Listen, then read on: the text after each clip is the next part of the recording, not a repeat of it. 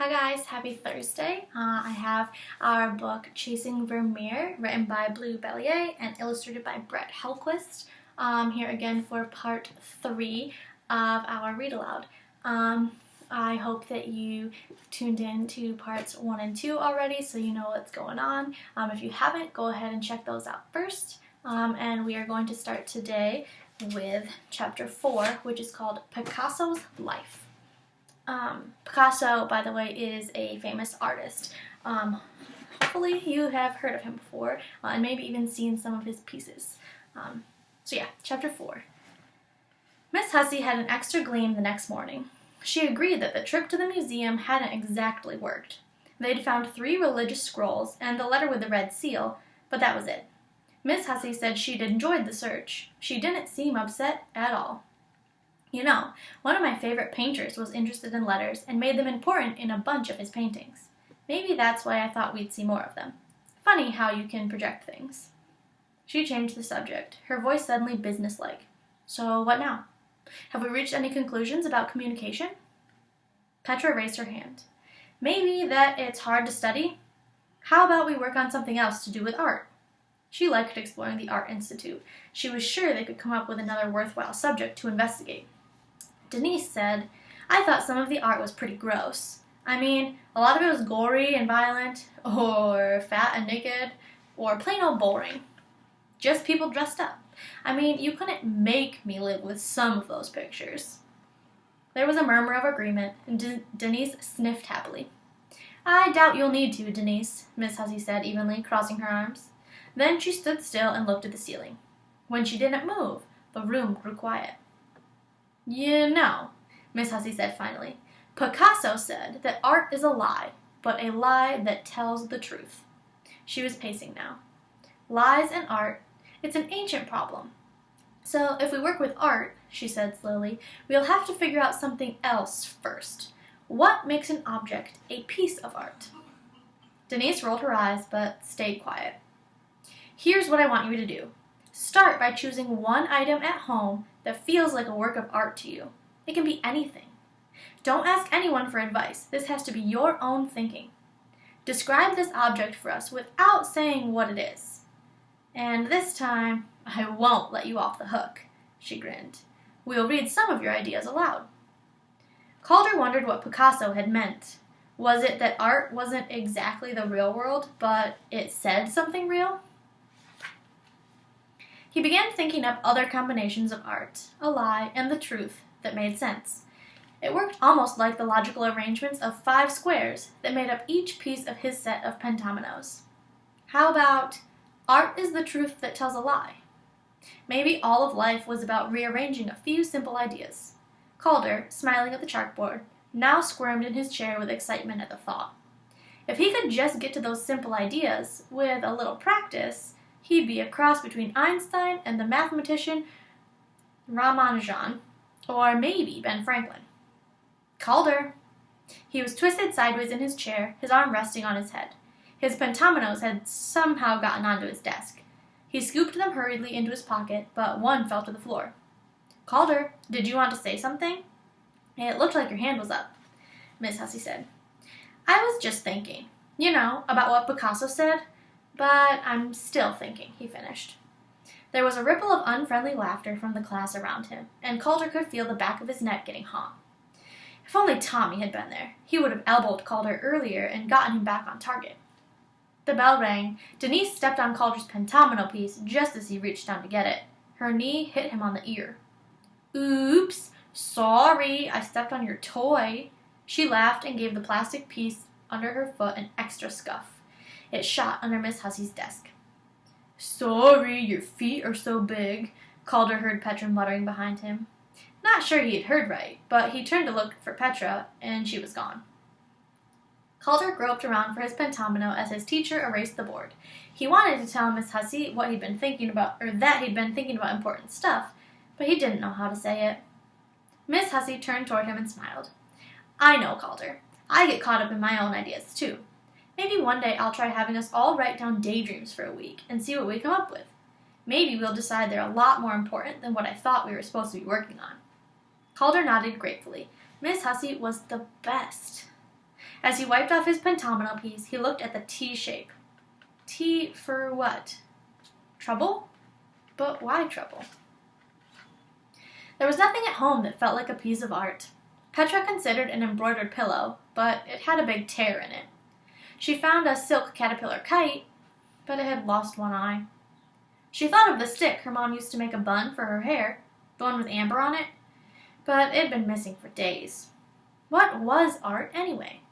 The more she thought about it, the stranger it seemed. What made an invented object special? Why were some man-made things pleasing and others not? Why wasn't a regular mixing bowl, or a spoon, or a light bulb a piece of art?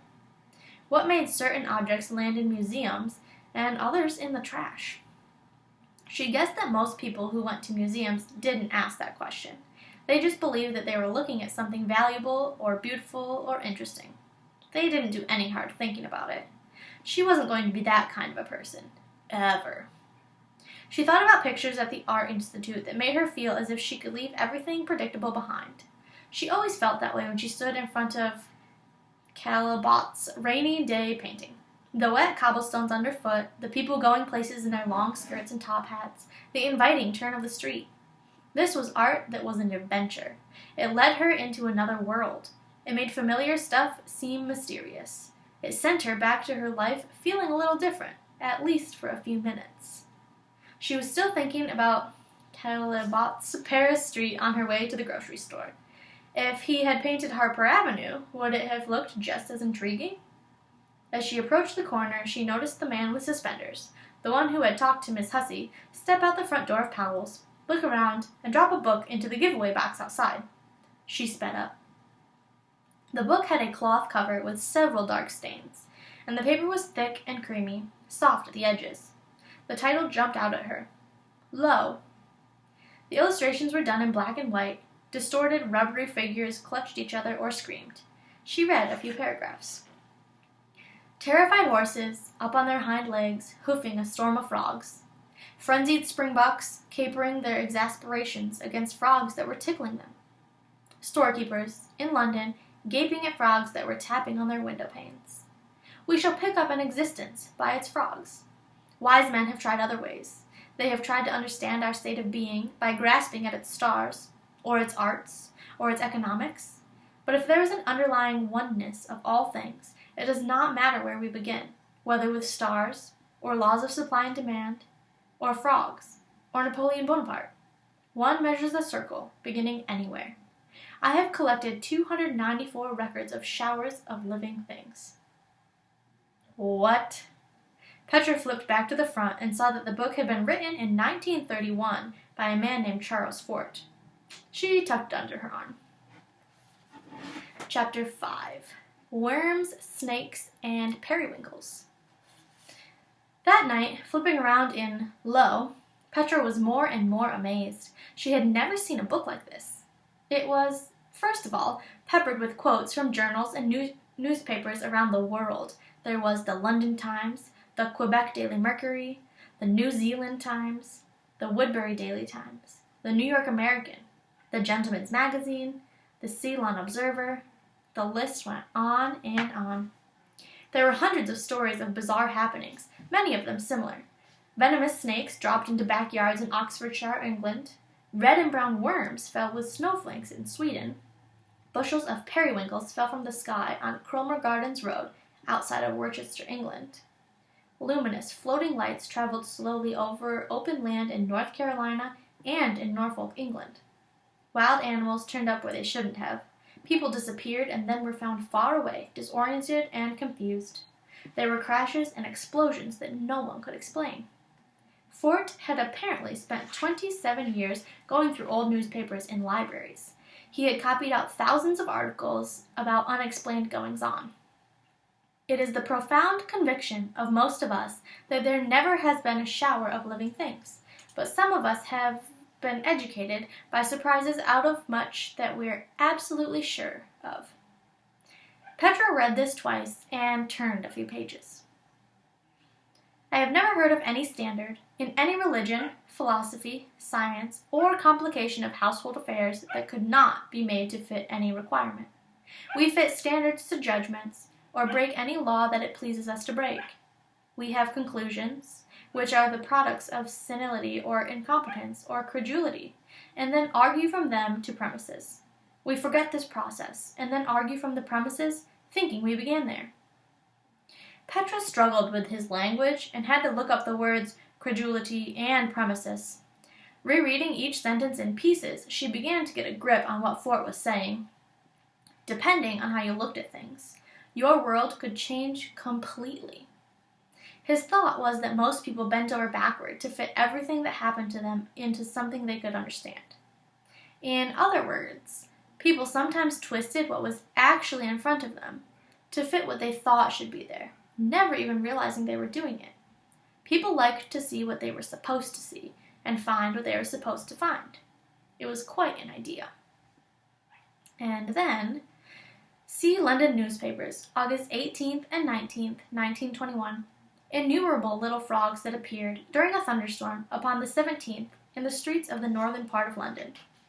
And farther down, there have been repetitions of these arrivals. There is an account in the London Daily News, September 5th, 1922, of little toads, which for 2 days had been dropping from the sky at Chalon-sur-Saône, France. Could this be true? Why wasn't more time in school spent studying things that were unknown or not understood, instead of things that had already been discovered and explained? Miss Hussey always asked for their ideas. Wouldn't it be great to go digging for weird facts like Charles Fort did? To try to piece together a meaning behind events that didn't seem to fit? And why wasn't this book a piece of art? She grabbed her notebook and began to write. This object is hard on the outside and bendable on the inside. It is the color of an unripe raspberry, and it weighs about as much as a pair of blue jeans.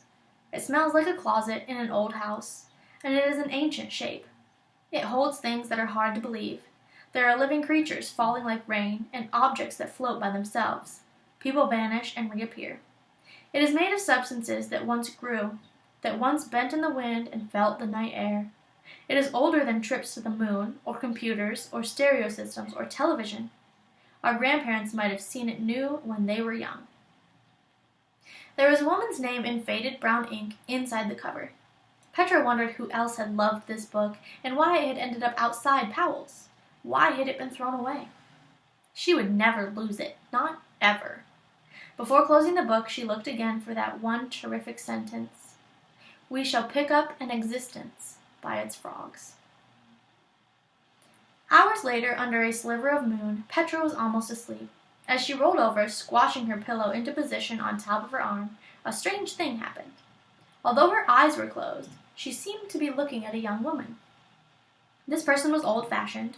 She was dressed in a yellow jacket that had dappled fur on the edges, and her hair was pulled back tightly with shiny ribbons. Dangly earrings, perhaps pearls, caught the light. She had been sitting at a table and writing. Something had interrupted her. Quill pen in hand, she had paused to look up. The woman was gazing directly into Petra's eyes. Her expression was knowing, filled with kindness and interest, and she had the look of someone who understood without being told. Petra found herself soaking up every detail of the image. Although the room was dark, light touched the metal fastenings on a wooden box, a fold of blue cloth on the table, the curve of the woman's forehead, the creamy lemon of her jacket. This was a calm, deliberate world, a world where dreams were real, and each syllable held the light like a pearl. It was a writer's world, and Petra was inside it. And then, as suddenly as she had appeared, the woman began to fade from Petra's mind. As this happened, Petra felt recognized, as if this person knew who she, Petra Andali, was. It was a shocking feeling, exhilarating, shivery, true, and somehow inevitable, as if things had always been this way. Wide awake now, Petra thought of Charles Fort. Was he responsible for the woman's visit? Had he brought them together? Educated by surprises. Fort understood what Petra had often felt. There is much more to be uncovered about the world than most people think. If she'd had any idea how much more, Petra wouldn't have slept at all that night. And that is the end of chapter 5 and where we're going to stop for today. I hope you are enjoying this story, and you can come back tomorrow for chapter 6, which is called The Geographer's Box. Enjoy the rest of your day, and don't forget to send me your work. See you later.